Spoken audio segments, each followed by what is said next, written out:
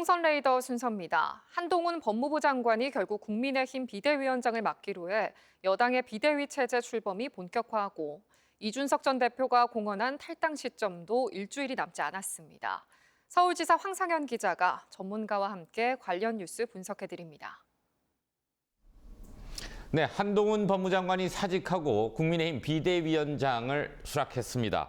당초 예상보다 좀 전격적으로 이뤄진 것으로 보이는데 어떻게 평가하세요? 한동훈으로 갈 수밖에 없으면 빨리 가자 판단한 것으로 보입니다. 그만큼 지금 당이 흩어져 있고 자칫 이렇게 되는 경우에 중도나 무당 그리고 수도권 2030 MZ세대가 더 이탈될 수 있거든요. 게다가 지금 27일로 이준석 신당 또 출범할 수가 있습니다. 그렇기 때문에 빨리 한동훈 비대위원장 체제로 당을 추선해 나가자라는 판단으로 이해됩니다. 홍준표 대구시장은 한동훈 체제는 대통령 직할 체제라면서 앞으로 당무에 대해서 언급하지 않겠다 이렇게 밝혔는데 이 같은 평가에 동의하십니까? 동의할 수밖에 없죠. 왜 그러냐면은 홍준표 시장이 아주 잘 읽고 있는 것인데 결과적으로는 총선을 윤석열 대통령 직할 체제로 갈 수밖에 없다고 판단한 겁니다. 그런데 그 인물이 누구냐면은 지금 국민의힘 관련 인물들 중에서는 가장 경쟁력과 영향력이 높은 한동훈 비대위원장입니다.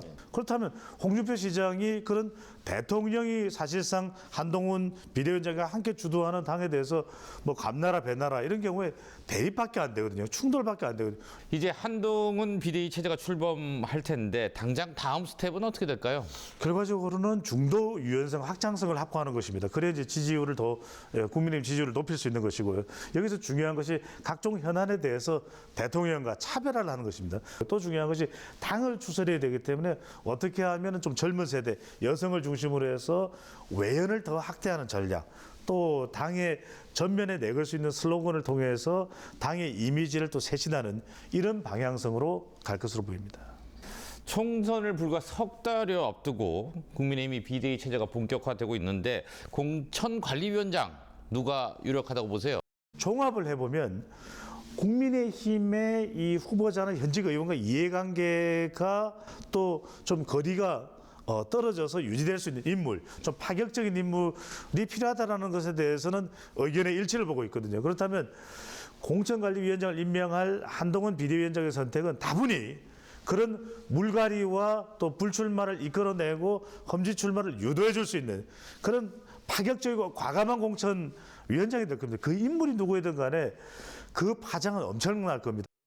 지금 말씀하신 대로 총선 공천이 큰 관심입니다. 현역 의원 교체를 포함해서 국민의힘의 공천 방향, 한동훈 비대위 체제가 어떻게 잡을까요? 또 TK의 공천은 어떤 방향이 될까요? TK 지역의 다선 의원들은 대거 물갈이 대상에 포함된다고 봤는데 특히 TK 지역의 경우에는 뭐 초재선 의원도 많거든요. 이들까지도 포함이 될 겁니다. 그렇게 될 수밖에 없는 상황이 될 테고요. 그다음에 또 하나는 혁신위에서도 제안이 됐던 30대 또 MZ세대가 되겠죠. 여성들을 대거 포진시키는 그런 공천 혁명가도 견줄 수 있는 그런 대대적인 혁신이 추진될 거고 그 중심에 가장 전체 공천의 기준이 될 지역은 바로 TK 지역이 될 것으로 보입니다. 네. 말씀하신 대로 이준석 전 대표가 공언한 국민의힘 탈당 시점도 이제 얼마 남지 않았습니다. 일주일이 안 남았는데 한동훈 비대위 출범이 이 같은 행보에 영향을 좀 줄까요? 변수가 될까요? 그래서 협력이냐 아니면 이별이냐 결별이냐인데 지금 이준석 전 대표의 경우에는 계속해서 신당 출범을 가시하고 있고 더 본격화하고 있거든요. 그렇다면 한동훈 비대위원장으로서는 이 효과를 여파를 최소화하는 것이 중요하겠죠. 그런데 한동훈 장관이 가지고 있는 이미지가 첫 번째로는 2030 MZ세대에서도 흡수가 되고 있거든요.